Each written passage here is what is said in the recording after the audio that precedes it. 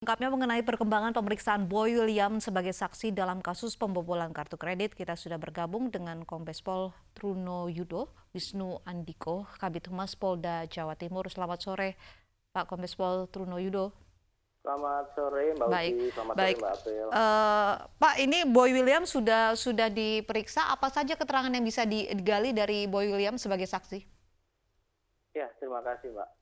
Jadi kami jelaskan Polda Jawa Timur dalam hal ini Direktorat Reserse Kriminal Khusus ya, ini sedang atau telah melaksanakan kegiatan proses penyidikan sekira bulan 2 yang lalu pada tahun 2020 ini, yaitu terkait dengan kasus carding ya. Ada 3 tersangka yang sudah ditetapkan dan kemudian sudah tahap 2.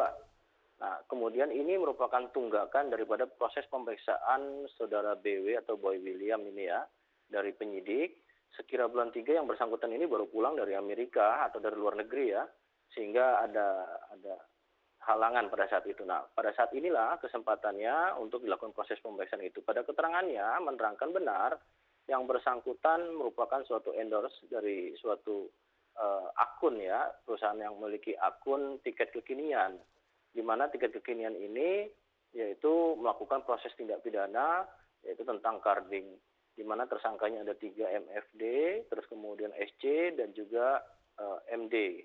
Nah, sejauh ini yang bersangkutan sudah sangat kooperatif. Apa yang menjadi suatu poin pada pertanyaan tentu arahnya mendasar pada petunjuk serta alat bukti lainnya yang telah didapat oleh penyidik terhadap 3 tersangka yang sudah diserahkan ke jaksa penuntut umum. Baik, Pak, apakah benar ia mendapat tiket perjalanan dan menginap di Prancis senilai 75 juta rupiah, Pak? Ya, benar sekali. Jadi ada tiket perjalanan ya, traveling, itu dari Jakarta menuju Paris, kemudian Amsterdam, dari Amsterdam, terus kemudian kembali ke Jakarta dengan fasilitas hotel yang telah ditentukan dan kemudian nilainya ya sekitar ratusan juta dengan nilai dari perjalanan dan hotel ya, dan kemudian dari hotel sini sudah senilai 75 juta. Baik, dengan adanya diiakannya perjalanan tersebut, apakah hal ini membuat Boy William menjadi tersangka, Pak? Sejauh ini kita sudah melakukan proses pemeriksaan terhadap saksi-saksi beberapa public figure yang merupakan endorse dari perusahaan tersebut. Untuk kapasitas penentuan tersangka tentu mendasari pada alat bukti oleh penyidik, dan sejauh ini beberapa endorse yang terdahulu ya sudah kita lakukan proses pemeriksaan ini tidak kita tetapkan. Nah, tentunya ini juga masih menjadi bahan penyidik, baru saja ya kita selesai memeriksa ini, tentu nanti merupakan evaluasi atau melalui gelar perkara, apakah ini bagian daripada perusahaan ataupun hanya endorse ya, dan kemudian selanjutnya ini sebenarnya suatu kesadaran pribadi yang bersangkutan atas tunggakan perkara dalam pemeriksaan ini sekira bulan 3 yang lalu atau 10 April ya, 10 April bulan 3 atau bulan 4 yang lalu. Pak Truno Yudo, ini artinya keterlibatan Boy ini hanya selaku artis yang di-endorse begitu, tapi ia tidak mengetahui bagaimana jalannya bisnis perusahaan ini.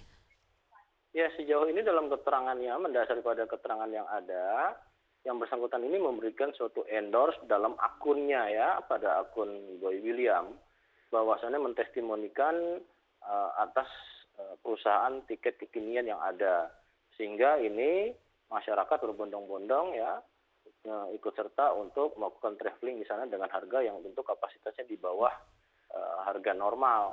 Sedangkan data dari tersangka ini kan ada carding ya, pencurian data, terus kemudian juga melakukan transaksi yang dengan pembayarannya itu diserahkan kepada berdasarkan pada data yang memang dicuri datanya. Pak Truno Yudo, kenapa selama ini artis-artis yang sudah terlibat tidak ditetapkan sebagai tersangka? Karena memang yang kita tahu itu berarti artis ini lalai begitu Pak, hingga menyebabkan followersnya tertipu. Iya, kapasitas untuk penentuan tersangka ini ada pada kapasitas atau otoritas penyidik selaku penyidik ya. Nah, dari penyidik ini mendasarnya pada alat bukti, tidak serta-merta kita menetapkan tersangka. Untuk tersangka ya tentunya mendasar pada 2 alat bukti. Suatu perbuatan kan dapat dihukum apabila memang masuk ke kategori dalam suatu upaya ataupun perilaku tindak pidana.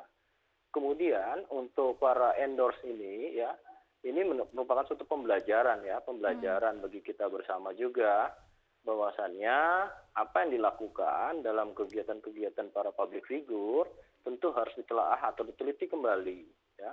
Jangan sampai justru apa yang diterimanya ini merupakan hasil daripada suatu kejahatan.